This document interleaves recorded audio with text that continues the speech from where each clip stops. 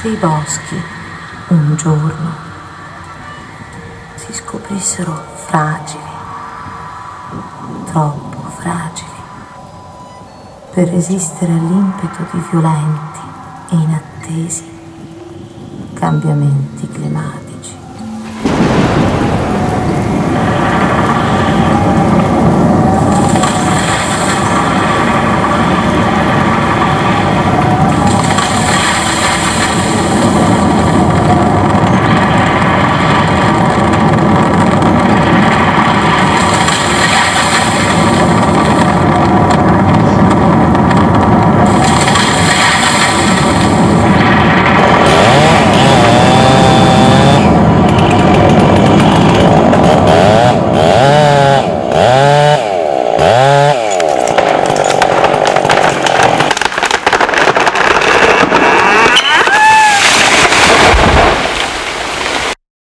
Benvenuti all'ascolto e visione.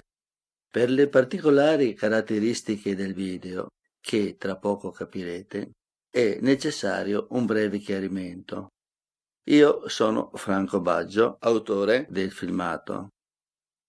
Arrivato nel parco della Villa Ressonico di Bassano del Grappa per registrare la serata di presentazione del libro C'era una volta il bosco di Paola Favero, presi atto che gli organizzatori impostarono la manifestazione con la sola luce della scultura di Paolo Spigariol, quella che state vedendo, usata anche come schermo per le proiezioni di foto e filmati. L'intenzione era creare una suggestiva e magica atmosfera. Ci sono riusciti. La serata è stata indimenticabile per il numeroso pubblico presente. Complimenti agli organizzatori e agli artisti. Ma il buio, la poca luce riflessa sulla scultura, rappresentava per la mia piccola non professionale videocamera un problema. Le immagini penalizzate, inesistenti. Ora comprenderete perché non mi restò altro da fare che catturare i profili neri sul fondo della poca luce della scultura. Buon ascolto e visione.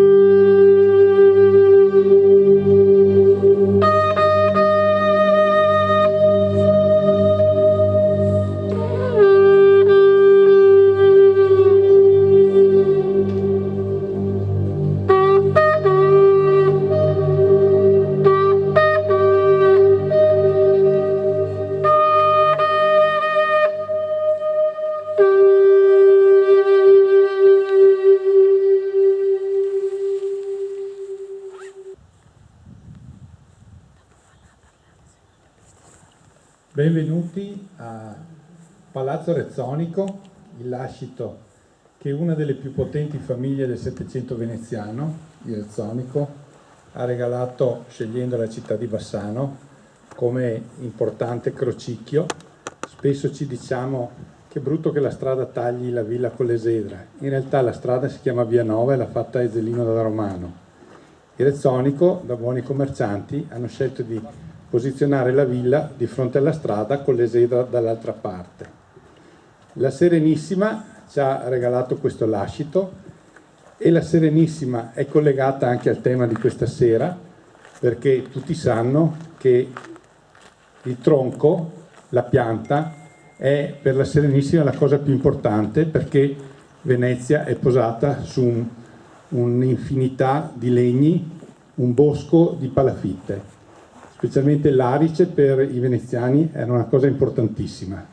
Tant'è vero che c'era la condanna a morte per chi segava un larice senza averne il permesso. Ecco, questo rimando della potenza dei Rezzonico con la necessità per la sopravvivenza di Venezia di prendere il bosco è l'apertura di questo tema che Paola Favero presenterà. Abbiamo avuto questa devastazione e la Paola ci racconterà. Per me è un grande onore avere sia la scrittrice che avere questo foltissimo pubblico che ammira, oltre alle piante al tramonto, adesso il tramonto è già finito, anche questa dovizia. Buona serata.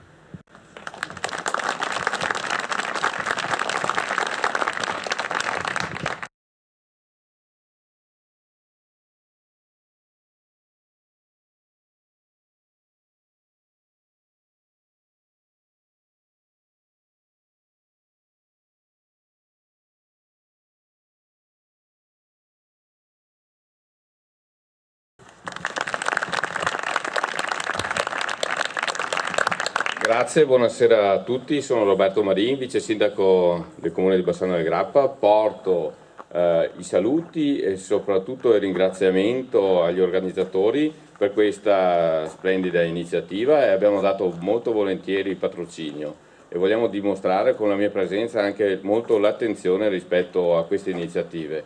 Non voglio assolutamente rubare altro tempo, perché sono anche personalmente curioso ma soprattutto sensibile alla serata di questa sera, che mi vede veramente anche partecipe, anche perché ho avuto la sfortuna di visitare alcuni dei luoghi colpiti proprio nelle settimane successive, e quindi prende personalmente anche il sottoscritto. Lascio veramente lo spazio alla serata. Grazie mille a tutti. Grazie.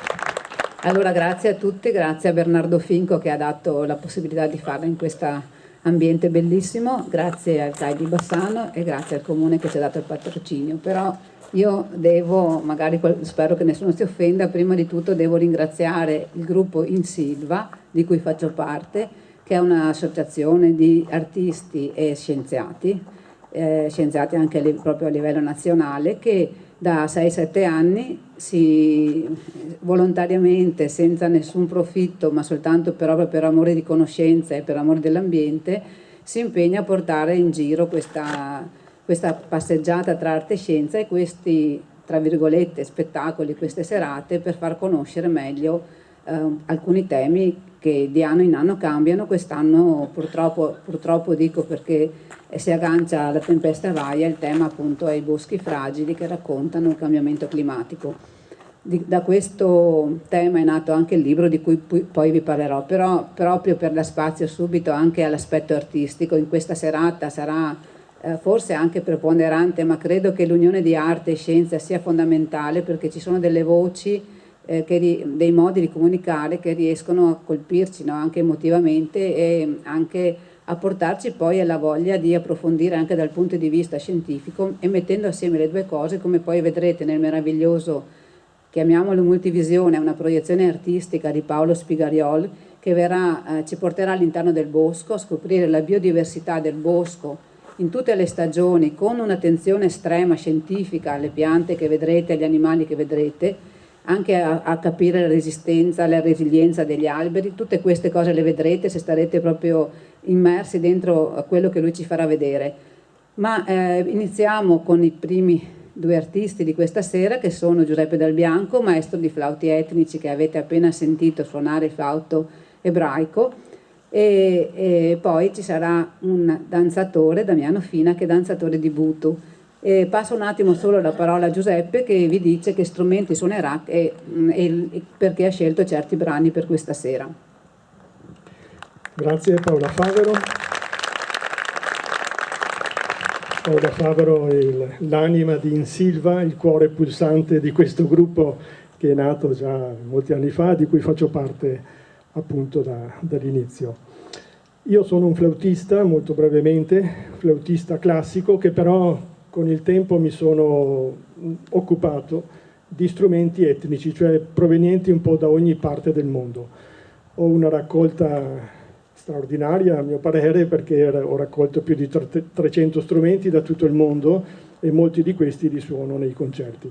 Sono strumenti semplici perché costruiti manualmente dall'uomo con materiali assolutamente ecologici, con materiali che si trovano nella natura, quindi viene usato il bambù, la canna, il legno soprattutto, vari tipi di legno, i corni di animale, le zucche, quindi sono strumenti assolutamente ecologici che uso in queste manifestazioni proprio per dare un senso anche alla filosofia del gruppo Insilva.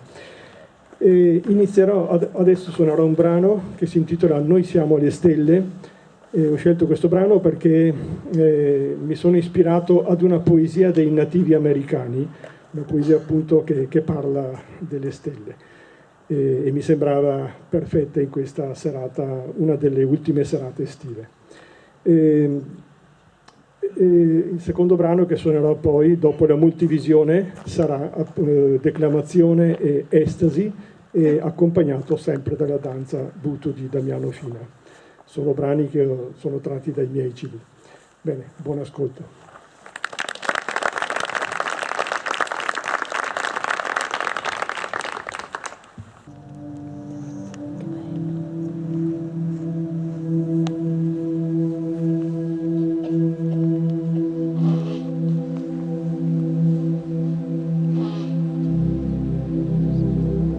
Noi siamo le stelle e cantiamo. Cantiamo con la nostra luce. Siamo uccelli fatti di fuoco e spieghiamo le nostre ali sopra il cielo.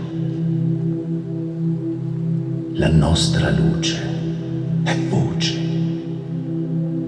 Tracciamo la strada per l'anima nel suo viaggio attraverso la morte e nessun bastione ci potrà fermare.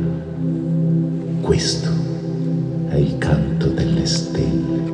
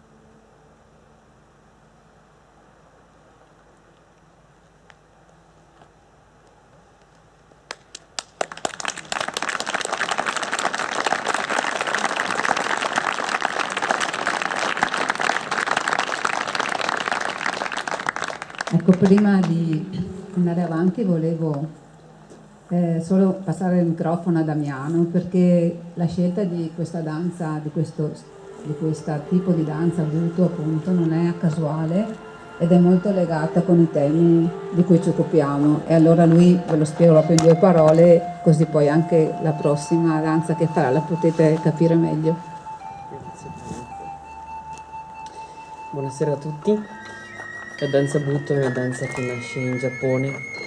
Immaginiamo un paese che esce dalla seconda guerra mondiale distrutto, con una costituzione imposta, con 2 città completamente rase al suolo, con un orgoglio nazionale che viene distrutto. E allora ci sono degli artisti che negli anni 50 iniziano a rifiutare le convenzioni, iniziano a rifiutare anche le cose belle.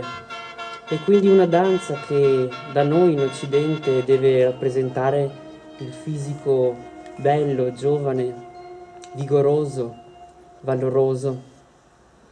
La danza Buto rifiuta questo e ci dice che ci sono anche altri valori, che la bellezza sta anche nelle cose brutte, che la bellezza sta anche nelle cose che deperiscono, nelle cose decadenti, e che tutto cambia.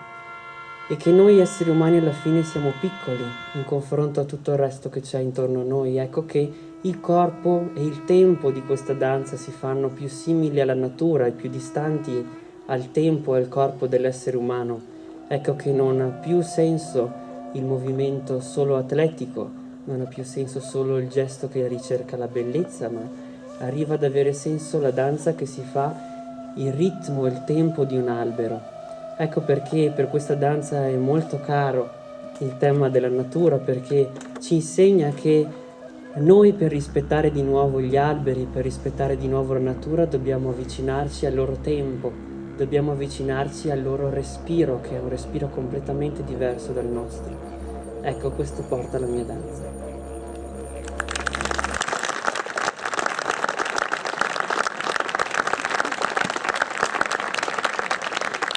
Bene, prima adesso inizio un po' a raccontarvi anche come è nato il libro. Il libro C'era una volta al bosco, gli alberi raccontano il cambiamento climatico. Ho scritto assieme a Sandro Carniello, oceanografo, ma che in realtà poi ha coinvolto vari degli esperti, tanti esperti che ci sono anche nel gruppo di Insilva, tra cui Anselmo Cagnati, che forse conoscete come capo del servizio neve valanghe dell'ARPA, Cesare Lasen, botanico, e molti altri.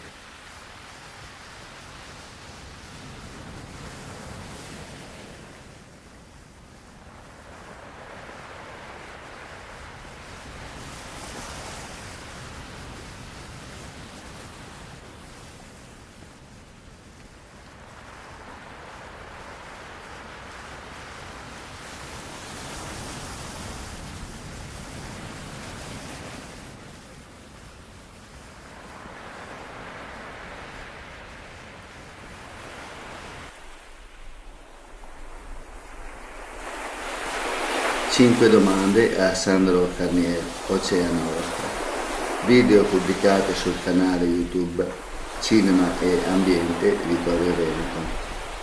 Augurandomi una vostra gentile concessione, ringrazio.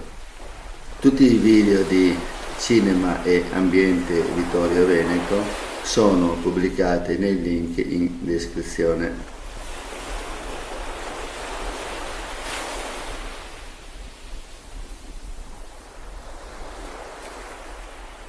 Perché gli oceani sono un formidabile regolatore del sistema climatico terrestre, e questo soprattutto perché sono in grado di trattenere una quantità di calore enorme rispetto a quella dell'atmosfera.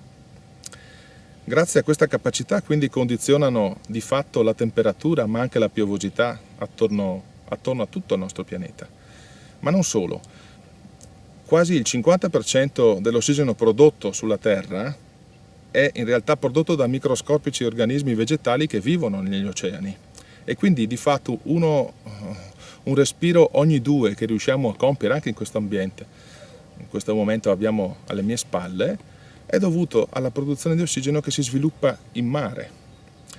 Oltre a questo, più del 30% dell'anidride carbonica prodotta ultimamente, da quando l'uomo ha scoperto l'utilizzo di combustibili fossili, è stato di fatto sequestrato dagli oceani e quindi contribuiscono anche, nella loro azione quotidiana, a ritardare gli effetti di un riscaldamento globale. Più del 90% del calore che nella Terra è andato a finire a causa dell'effetto serra amplificato è stato in realtà trattenuto dagli oceani stessi.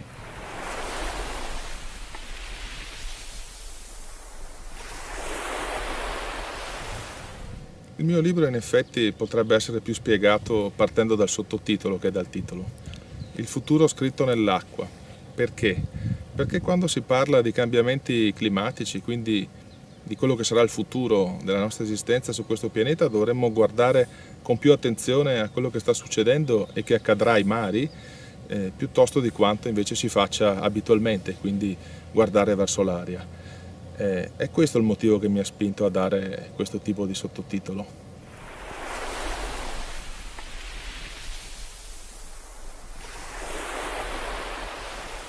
Un sistema connesso è anche un sistema complesso. Questo è il clima del pianeta. Che cosa intendiamo per complesso? Beh, immaginate di giocare una partita a biliardo e di iniziare con 2 singole biglie. È chiaro abbastanza che se ne colpirete una con l'altra riuscirete in qualche modo a prevederne la direzione, a seconda di una certa intensità della forza usata o dell'angolo o della traiettoria in cui queste biglie entrano in contatto. Ma già se ne mettete 3 o 4, la previsione di dove andranno a finire le biglie diventa di fatto impossibile da fare, o diciamo estremamente difficile. Pensate quando ne mettete tutte 15 e avrete l'immagine che vi voglio dare. Ecco, il sistema climatico in un certo senso è così. Ci sono tantissime biglie, che sono i vari sistemi, i quali anch'essi hanno a loro volta tantissime biglie contenute al loro interno. Per capirle veramente, per capire le traiettorie, servono quindi molti dati e serve una scienza accurata che descriva come queste biglie parlano tra di loro.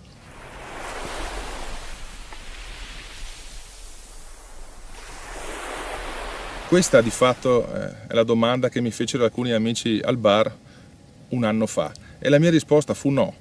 E è lì il momento in cui ho deciso di iniziare a scrivere Oceani usando un tono assolutamente colloquiale e anche divertito e nello stesso tempo inserendo nel libro solamente delle solide conoscenze scientifiche.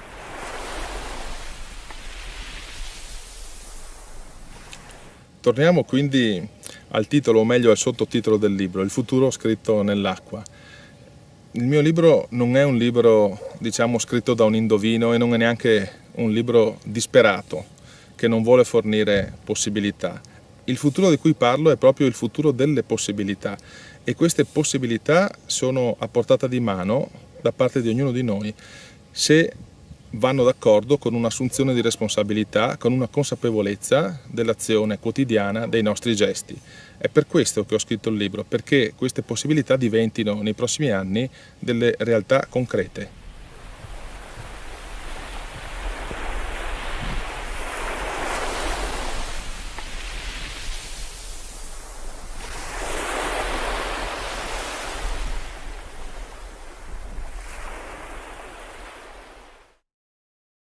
Ecco, prima una cosa che prima mi sono dimenticata di dirvi, questa sera c'è con noi anche il presidente del FIAB che appunto con questa loro presenza poi lì troverete nel tavolino anche le loro locandine con la proposta delle escursioni e delle attività in bicicletta come mobilità sostenibile e poi se potrà appunto ci farà un saluto alla fine. E perché vogliamo anche essere concreti, quindi non solo adesso raccontare cosa sta succedendo, ma anche cercare anche delle alternative.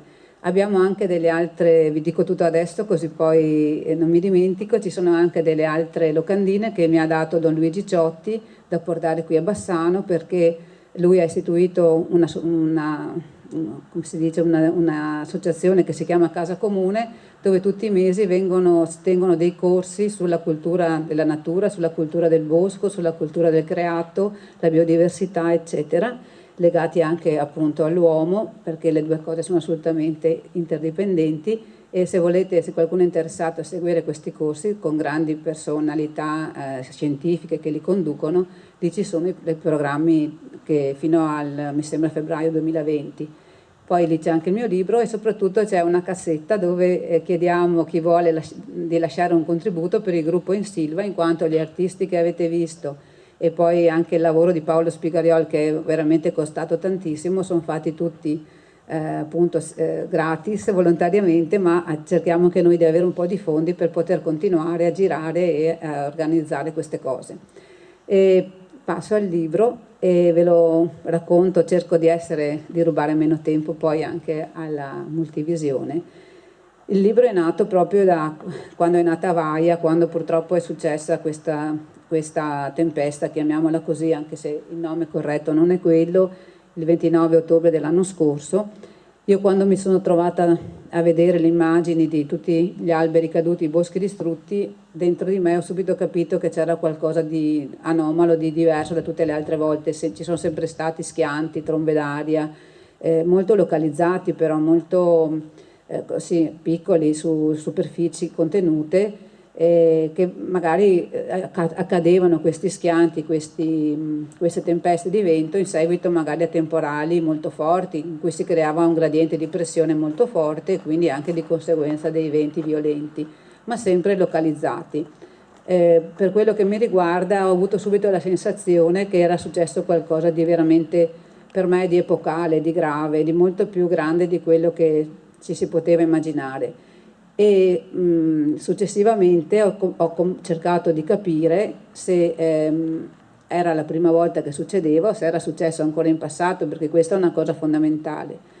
Quindi ho interpellato altri studiosi, ovviamente tutti i dati meteo che abbiamo risalgono solo a una cinquantina d'anni, ma non erano mai stati registrati venti così forti come avete probabilmente sentito, con raffiche di 140, cioè con venti medi fino a 150 all'ora e raffiche fino a 215-217 km/h, però si risaliva solo a 50 anni addietro. Ma analizzando altri parametri, per esempio i boschi stessi, no? I boschi portano nel loro stesso esistere i segni di quello che è stato il loro passato, e quindi anche qui, analizzando col professor Lasè anche un po' tutti gli aspetti del sottobosco, no? Seguendo un po' anche le indicazioni della fitosociologia, non si avevano riscontri di eventi simili per 2 secoli circa, analizzando le rotelle di legno, gli crescimenti annuali neppure, ma per andare ancora più indietro ho cercato anche soprattutto la documentazione. Allora mi riallaccio a quello che ha detto prima Bernardo.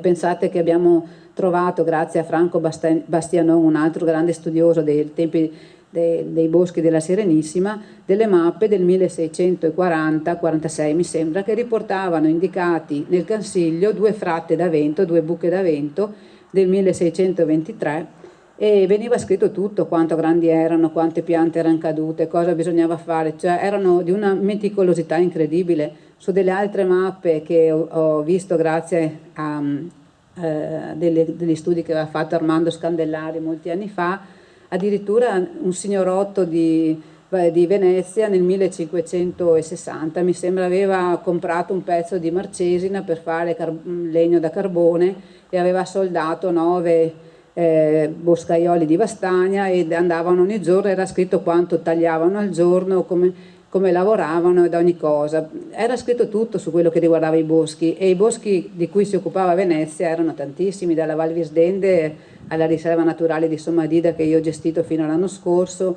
e a tantissime aree, insomma il Veneto, gran parte del Veneto. Da una parte tiravano fuori i faggi per fare i remi delle galere, dall'altra parte gli alberi maestri per le navi. Su nella costa dei Pennoni a Sommadida prendevano i pennoni per le vele. Ogni assortimento era studiato, era ben seguito, era conosciuto, e il tipo di taglio che loro avevano iniziato a fare nei boschi era forse il primo taglio saltuario. Noi lo chiamiamo taglio saltuario o per piede d'albero, cioè vuol dire tagliare un albero qua, un albero là, in modo da non intaccare il bosco, non intaccare il capitale, ma prelevare quello che è praticamente l'interesse, e lasciare che il resto cresca, in modo da avere sempre delle altre piante per quando sarebbe stato necessario averle. È impossibile che con una cura del bosco così accurata, se fosse successo un evento come Vaia, non fosse stato registrato da nessuna parte. ma questo anche prima di Venezia, perché il bosco è stato sempre una cosa importantissima. Una volta l'economia intera di intere popolazioni, di intere vallate delle nostre montagne si basava sul bosco. Non è così tanto tempo, diciamo, non è passato così tanto da quando i boschi hanno perso tutta la loro importanza come adesso, no? Adesso io vedo che di pari passo al cambiamento ecologico, alla crisi biologica che stiamo vivendo, c'è una grande crisi culturale. Un bosco, una volta ogni albero aveva un significato, ogni pianta serviva a qualcosa, c'era anche una sapienza nel gestire il bosco e nel seguire le piante. Venivano piantati i saliconi vicino alle malghe perché c'era l'acido salicinico che serviva a curare le persone e anche gli animali. Venivano lasciate le piante campigolari nei pascoli per offrire ombra alle bestie durante i mesi più caldi. Ogni cosa aveva un suo significato. Adesso alla fine anche quella del bosco è diventata un'industria, no? È diventata una produzione industriale, per cui cosa succede adesso che è capitata purtroppo la tempesta Vaia, che si arriva a una cosa che io reputo folle, magari qualcuno non è d'accordo, di tagliare, di recuperare tutto il legno schiantato di Vaia e di portarlo in Cina, perché in Cina lo pagano un po' di più, quindi attraversiamo tutto l'oceano con tutto questo legname, inquinando e producendo CO2, visto che è un periodo in cui si continua a dire che dobbiamo limitare i consumi e le emissioni, per poi far sì che appunto in Cina i mobili vengono fatti con meno spesa e tornano in Italia e noi ce li ricompriamo dai cinesi. Quindi facciamo 2 volte il giro del mondo, attraversiamo 2 volte l'oceano per poi avere di nuovo qui il nostro legno, soltanto che è stato trasformato dall'altro capo della terra. Credo che siano delle cose che non tanto tempo fa, ma qualche decennio fa sarebbero state impensabili. Però la cosa che mi rattrista molto come forestale è anche vedere che il legno appunto è diventato una pura merce di scambio. Prima è successo anche all'agricoltura, adesso anche ai boschi, e questa cosa è veramente grave se consideriamo che siamo in un momento storico in cui, come sentite dire, non sono solo chiacchiere, le foreste sono una delle cose più importanti che abbiamo e che dobbiamo salvaguardare per cercare di garantire un clima, non quello che c'era prima che non tornerà più, ma un clima almeno vivibile per chi verrà dopo di noi. A questo proposito mi permetto di riportarvi un'osservazione che ho sentito fare a professor Mancuso, Stefano Mancuso, che è un grande botanico, è stato anche qui a Bassano con un bellissimo spettacolo 2 anni fa che si chiamava Botanica a Remondini. E poco tempo fa mi ha detto, durante un incontro che ha fatto su Incadore, ha detto: a volte mi stupisco che definiamo gli uomini intelligenti, lui ha detto, no? Perché qualsiasi specie che c'è sulla Terra, qualsiasi specie vegetale o animale, ha un obiettivo come specie, no? di riprodursi, di garantire la propria discendenza e di continuare a vivere sulla Terra, no? Quindi, per esempio, se voi immaginate una pianta di abete rosso, prima di morire si riempie di pigne e di semi proprio per far sì che i suoi successori, anche se lui muore, continuino. E lui diceva, appunto, non capisco quale sia l'intelligenza dell'uomo, che si dimostra essere l'unica specie vivente che non si preoccupa assolutamente della propria discendenza, anzi fa di tutto per rendere l'ambiente di vita il più negativo possibile per i suoi stessi figli. Non parliamo di quelli che arriveranno fra 1000 anni, ma di quelli che saranno magari su questa terra a vivere fra pochi decenni. Vi faccio vedere molto, così anche con le immagini riusciamo a vedere meglio, qualcosa su Vaia che qualcuno di voi forse ha già visto nell'altra serata che abbiamo fatto appena successa, ma altre persone magari non li hanno mai visti. E se uno non è andato, soltanto andando in mezzo al bosco, andando a camminarci dentro, si può capire cosa è successo, però già qualche immagine, soprattutto come le ho cercate di fare con anche dei pezzi di video che mi hanno dato altre persone del posto, si può almeno rendersi conto un po' di cosa è successo. Partito senza la musica, ma insomma adesso vediamo se riesce a fare partire. Comunque intanto vedete le immagini che sono state fatte appena successa a Vaia, appena la mattina dopo. Questa è la strada del Falzarico e vi può dare l'idea della devastazione che si è trovata davanti chi abita in quei posti.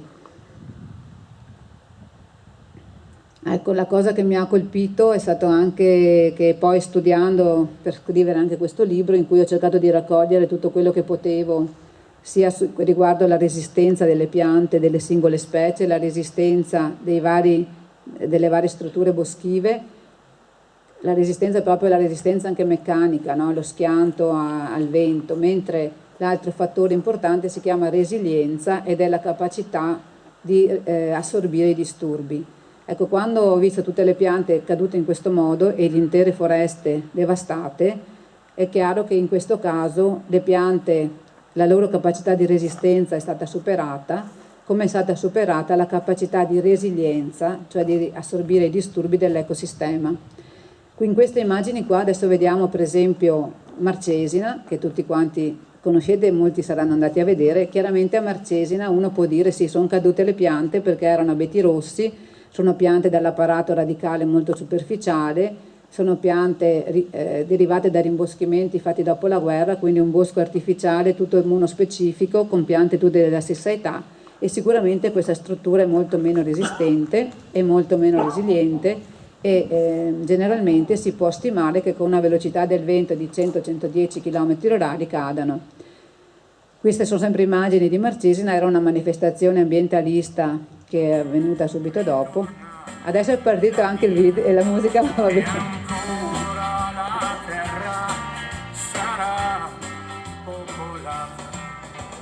Ecco, comunque intanto vado avanti a spiegarvi. Questo è un parco Selvart a mezza selva che forse qualcuno di voi conosce. Abbiamo fatto anche lì appunto in Silva. In questo parco ci sono delle opere d'arte in mezzo al bosco, come un po' ad Artesella, però mi ha fatto molto particolare, mi ha colpito molto questa, adesso la vedrete, c'è questa statua, questa immagine di questa donna, era una scultura di un'artista messicana che guarda il bosco devastato attorno. Ecco, tornando ai nostri boschi, avete visto nelle immagini prima, tutti gli abeti rossi erano caduti, però i larici erano rimasti in piedi, perché il larice è molto più resistente, ha un apparato radicale fitonante molto più profondo, molto più forte, quindi resiste di più allo sradicamento e anche di più proprio allo schiantamento. Però vedete anche qui, non è vero che sono caduti solo gli abeti rossi, sono caduti per esempio anche i faggi. Qui siamo in Cansiglio e abbiamo boschi di faggi devastati, come anche è successo in Friuli, dei boschi bellissimi, composti di più specie e in particolare da faggio. Questo perché ve lo faccio, questo è un larice, è una zona delle Vederne in comune di Imer, e qua si vedono anche degli abeti bianchi che sono molto più forti dell'abete rosso, sono piante molto resistenti che anche qua sono cadute tra gli abeti bianchi, tra l'altro più belli che ci sono in Veneto, in questa zona.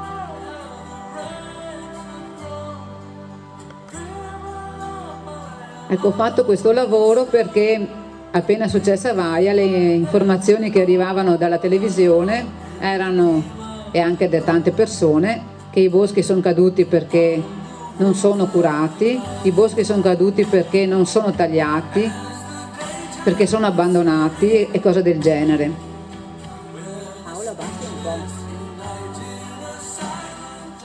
Ecco, questo qui è il bosco di Paneveggio, di sicuro non è un bosco che non viene curato, è un bosco curato da tantissimi anni, famoso appunto anche perché in una parte di questo bosco vengono tirati fuori appunto il legno per i violini, come questi sono i boschi della Valdega e questi qua sono boschi di pino cembro e larici. Quindi cembrete bellissime, curate, tagliate, seguite, non abbandonate o non tagliate come qualcuno diceva.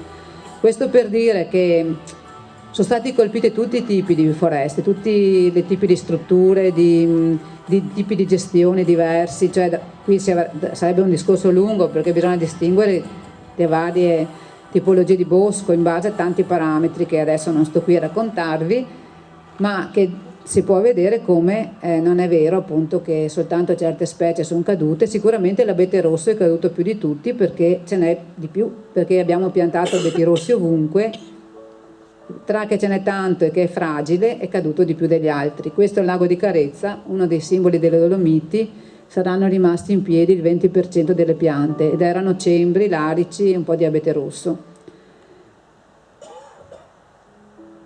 Queste immagini ci fanno capire anche la vastità, perché stiamo percorrendo territori enormi, partiamo dalla Lombardia e arriviamo fino al Friuli Venezia Giulia.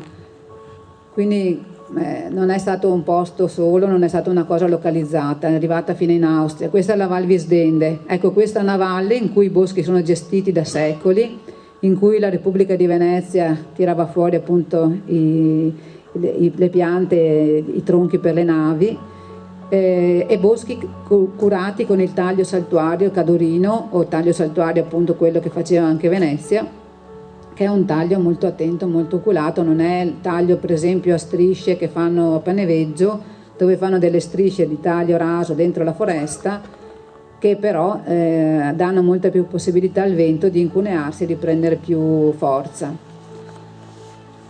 Queste foreste qui sono tra le più belle foreste del Veneto e sono state devastate, anche queste della Val Visdende.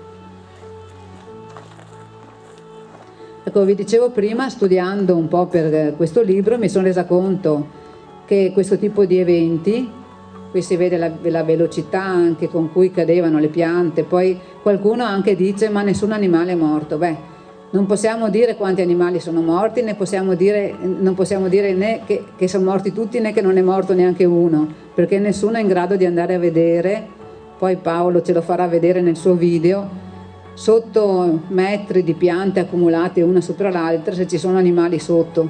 E quando, come dice qualcuno, le ditte boschive vanno a tagliare e non trovano carogne, per forza, perché dopo mesi qualcuno se le ha anche mangiate. Ancora più mi hanno spiegato, a me che sono meno esperta, ma anche assurda, c'è un'altra affermazione che si sente dire, che siccome non ci sono i corvi che girano sopra, dove ci sono carcasse morte sotto, vuol dire che non ce ne sono. In realtà, siccome gli uccelli usano soprattutto la vista e con dei mucchi di tronchi di metri non vedevano neanche loro cosa c'era sotto, probabilmente non è che riuscivano a vedere se sotto tutti quegli ammassi c'erano magari carcasse da mangiare. Questa è la riserva naturale di Somadida, un altro esempio di struttura ancora diversa. Questa è una foresta che è protetta, dove non viene tagliato dal 76, se non proprio solo tirati fuori gli schianti, ed è una foresta molto evoluta, molto bella, dove anche qui però vedete si è creato anche qua una buca sempre di bosco schiantato. Ecco, mentre appunto vedevo queste cose, intanto mi sono documentata e ho scoperto delle cose che in realtà avrei dovuto già sapere e molti avrebbero dovuto saperle, ma io per prima, visto che ero forestale, ho scoperto che durante gli anni precedenti in Europa di uragani del genere ne capitavano continuamente. Uno è stato famoso, e quello me lo ricordavo, l'uragano Lothar, dove sono caduti 246 milioni di metri cubi di piante. Pensate che Vaia saranno caduti 14-15 milioni di metri cubi, quindi fate la proporzione. Lothar ha distrutto la foresta nera in Germania, ha distrutto foreste di faggi e querce in Francia, ha distrutto foreste meravigliose in Svizzera.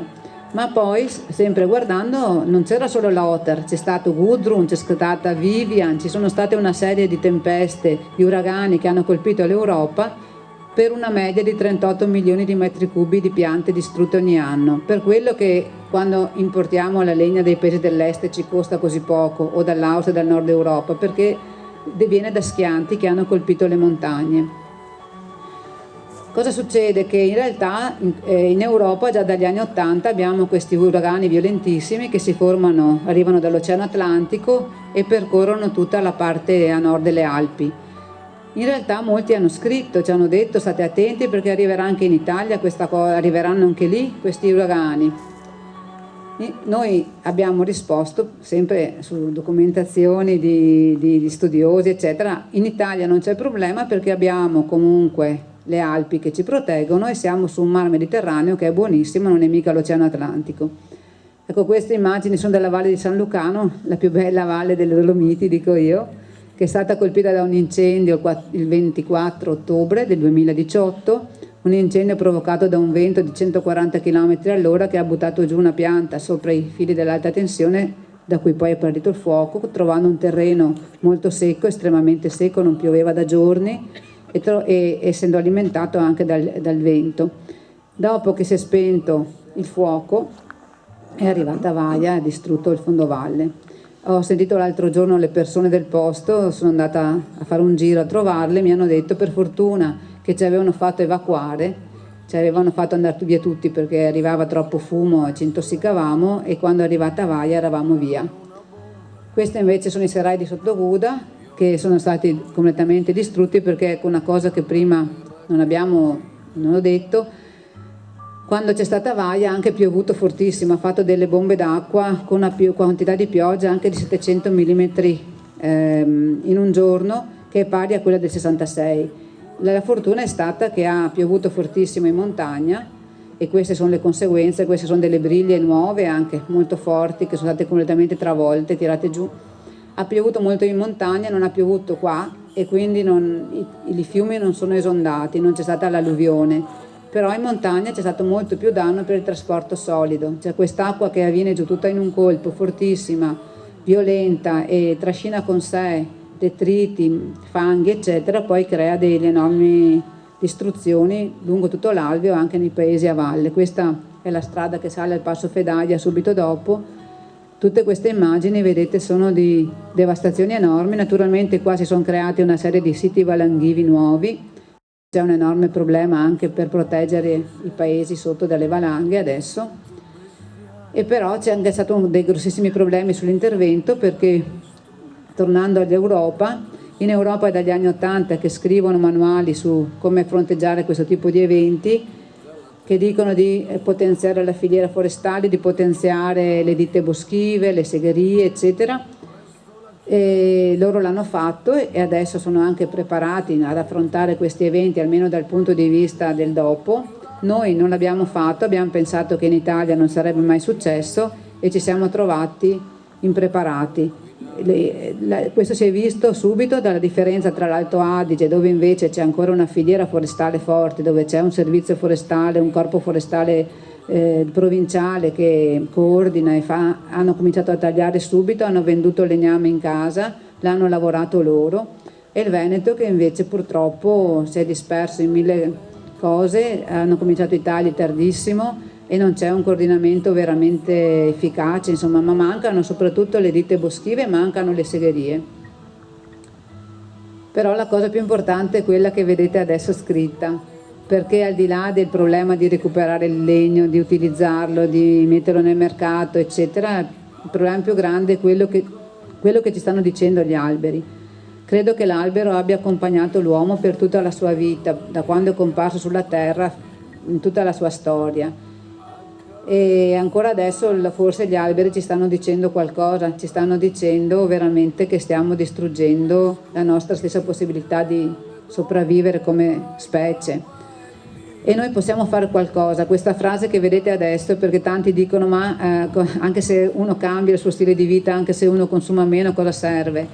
Quel signore che vedete, l'uomo che piantava alberi, da solo è riuscito, piantando alberi, continuando tutta la vita a piantare semi da cui sono nati piante, da cui sono generati boschi, è riuscito a creare dei boschi che hanno cambiato il clima di quel posto e hanno fatto anche tornare la gente ad abitare.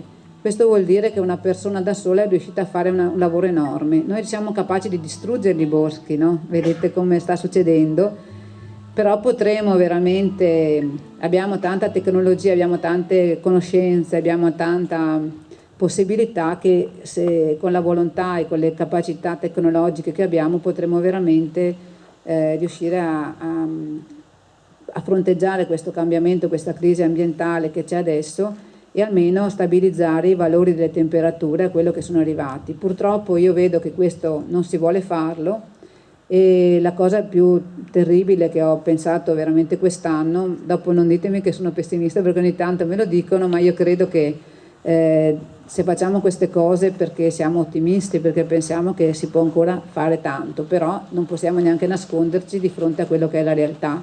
Quando ho visto gli incendi della Siberia quest'anno, quando ho letto e ho visto le immagini, prima ancora di quelli dell'Amazzonia o di quelli che ci sono in Africa, credo che, come sentito che questa cosa ci sta travolgendo. Cioè io non so se vi capita di provare queste sensazioni, no? Io vedo che continuano a succedere cose e noi abbiamo una capacità di resilienza infinita, cioè siamo capaci di assorbire qualsiasi disturbo.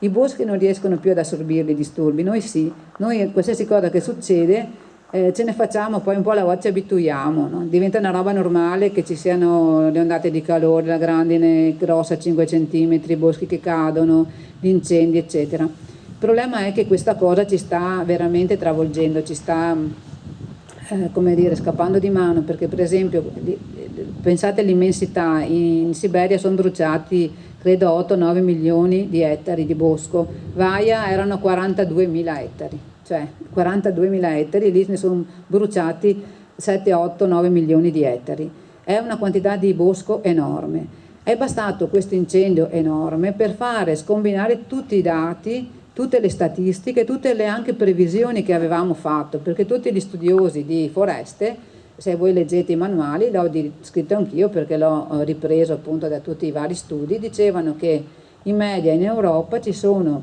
il 50% di boschi che cadono in seguito ai venti e solo il 15% per gli incendi. Se uno guarda solo quest'anno deve stravolgere tutte queste statistiche, le percentuali sono completamente cambiate.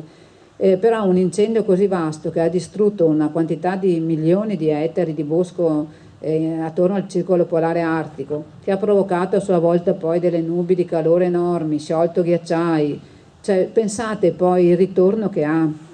Noi non ci rendiamo conto di come sta tutto andando sempre più veloce, di come tutto questo cambiamento sta avendo un'accelerazione infinita e le conseguenze ci travolgeranno perché non siamo in grado, la cosa che non vogliamo capire è che noi non siamo in grado né di gestirle queste cose quando poi arrivano, ma neanche di prevederle, non abbiamo nessuno può dire cosa succederà, nessuno è in grado di dire dove stiamo andando, sappiamo quello che ci dicono gli scienziati di tutto il mondo con degli studi internazionali, adesso non sono più voglio dire le teorie di qualcuno, erano teorie di qualcuno che aveva già ragione tanti anni fa, però in realtà adesso sono riconosciute da tutti gli studiosi, no? E anche dai governi stessi, come vedete, come sentite.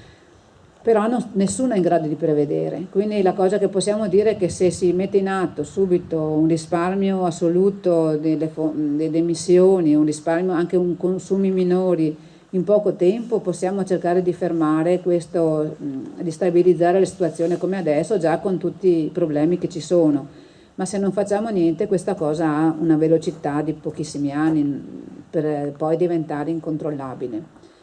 Ecco, comunque non voglio neanche lasciarvi con delle impressioni solo negative. Tutte queste cose dette in fretta, magari perché il tempo è poco, sono anche per rendersi conto, per avere un po' di conoscenza o per aver voglia poi di approfondire, di studiare queste cose.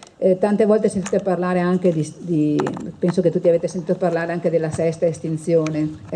Sapete che la Terra ha attraversato 5 grandi estinzioni di massa in cui sono scomparsi fino al 95% degli esseri viventi.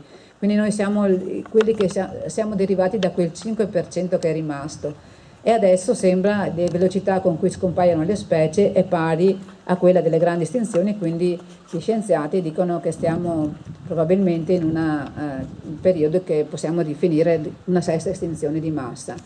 E la cosa particolare di questa sesta estinzione è che mentre le altre 5 sono state provocate da fattori geologici, no? O fattori cosmici o grandi eruzioni, o grandi meteorite che è caduto sulla Terra ancora con l'estinzione dei dinosauri, un improvviso freddo che è calato sulla Terra, oppure un'altra volta per l'acidificazione degli oceani, eccetera. Questa volta invece la sesta estinzione è provocata da un essere vivente, cioè dall'uomo. Se pensate, nessun carnivoro è mai riuscito a far estinguere un erbivoro, nessun altro animale ha fatto sparire dalla faccia della terra gli altri animali. Noi invece siamo stati in grado di far sparire delle specie, anche specie importanti, e ogni giorno ne spariscono tantissime. Sapete tutti che la categoria di animali che sta scomparendo, di esseri viventi che sta scomparendo più velocemente più veloci di tutti sono gli insetti, con un calo anche in biomassa mi pare il 60-70% secondo gli ultimi studi. E per dirvi solo una sciocchezza, provate a guardare il vetro delle macchine quando fate un viaggio. Una volta bisognava fermarsi ogni tanto a pulire perché si era tutti pieni di insettini spiaccicati sui cristalli, e adesso uno può viaggiare per giorni senza aver bisogno di pulire il vetro, per dire una stupidaggine, no? Ci sono tante cose che possiamo anche osservare noi altri. Sì, non ne faccio altri esempi. Non vi voglio rubare altro tempo, ma volevo passare direttamente a questa bellissima multivisione che ha preparato Paolo Spigariol, che appunto ci porta dentro il bosco, e vi chiedo proprio di concentrarvi, di entrare dentro con la musica originale che hanno fatto Giuseppe Dal Bianco, Luca Nardon e Giuseppe Laudanna, e con le immagini meravigliose che ha creato Paolo, che ci portano dentro il bosco e che poi ci lasceranno anche con un messaggio positivo, spero, di questa possibilità appunto di impegnarci per conservare questo ambiente che è così bello, e per questo vogliamo mettere insieme anche l'arte e la scienza, perché credo che l'uomo sia capace anche di cose meravigliose come la musica, come l'arte, come tante altre manifestazioni positive.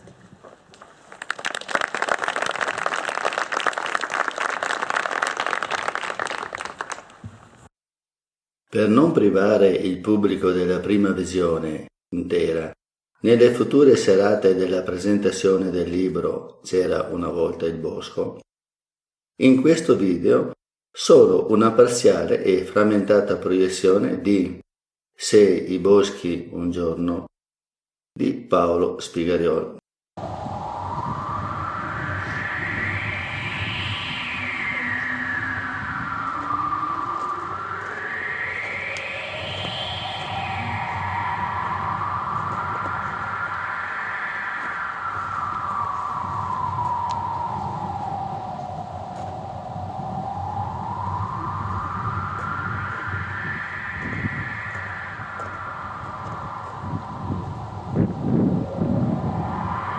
Se i boschi un giorno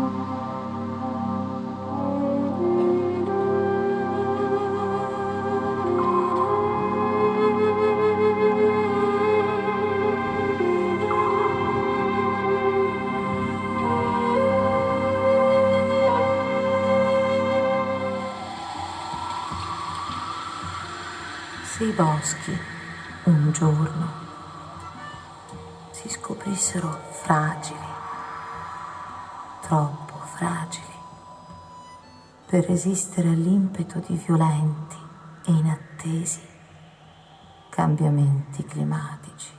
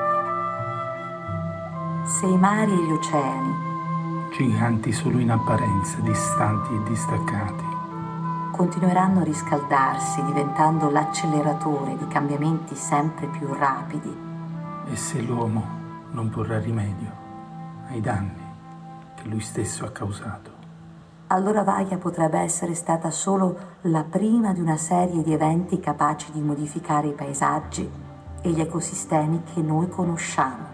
Moderna Cassandra, a scuoterci dalla nostra indifferenza.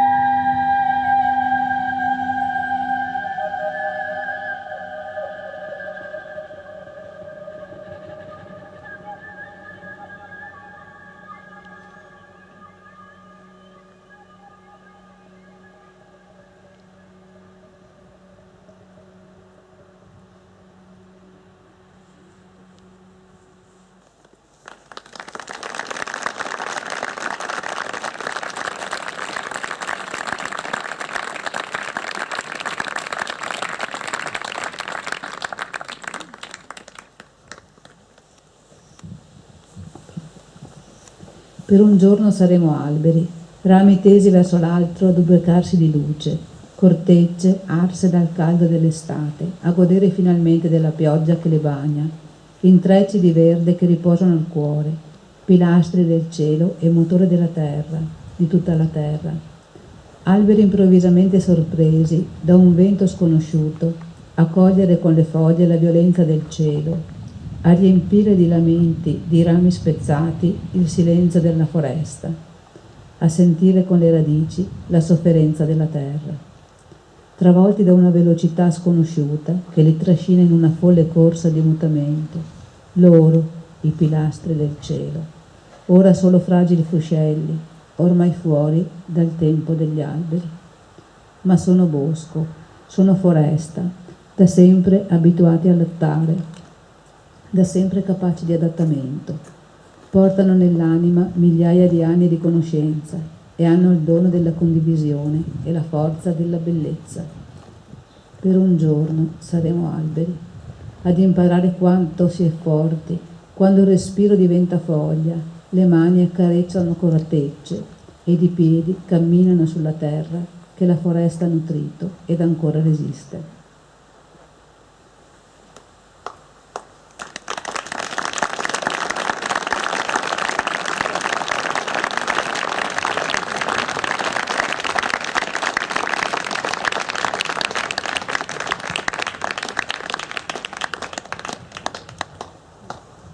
Vi salutiamo con un ultimo brano del maestro Dal Bianco e ringrazio tutti voi che siete rimasti qua fino adesso, Damiano, Giuseppe Dal Bianco, Paolo Spiegariol, a cui vorrei, Paolo, se ti alzi in piedi, il nostro autore di questa meravigliosa multivisione che avete visto.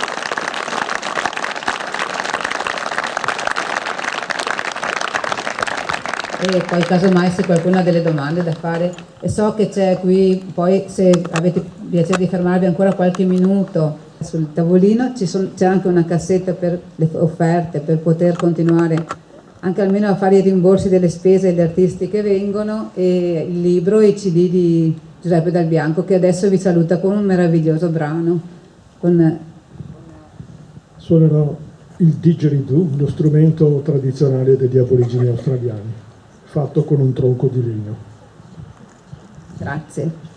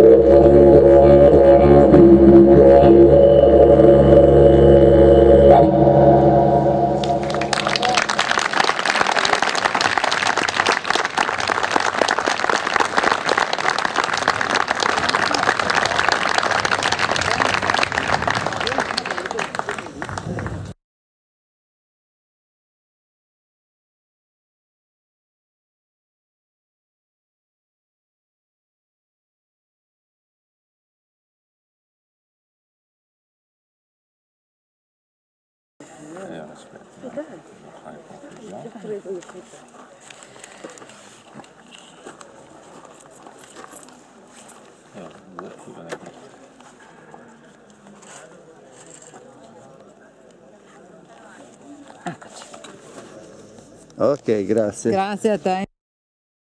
C'era una volta il bosco. Come guardare, ascoltare e avere cura del bosco. In un libro dove una forestale e un oceanografo spiegano come l'equilibrio tra uomo e ambiente sia una necessità da salvaguardare, oltre che una meraviglia della natura capace di sorprendere e di rigenerare. Gli alberi e le foreste si sono evoluti in milioni di anni per raggiungere il massimo equilibrio con il territorio che li circonda.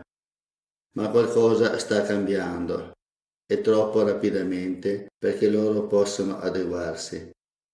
Partendo dal disastro che si è abbattuto sulle montagne del nord-est il 29 ottobre 2018, prende vita un appassionato racconto sul cambiamento climatico che vede uniti dallo stesso destino oceani e foreste, drammaticamente travolti da una crisi ambientale e biologica di cui non possiamo prevedere le conseguenze.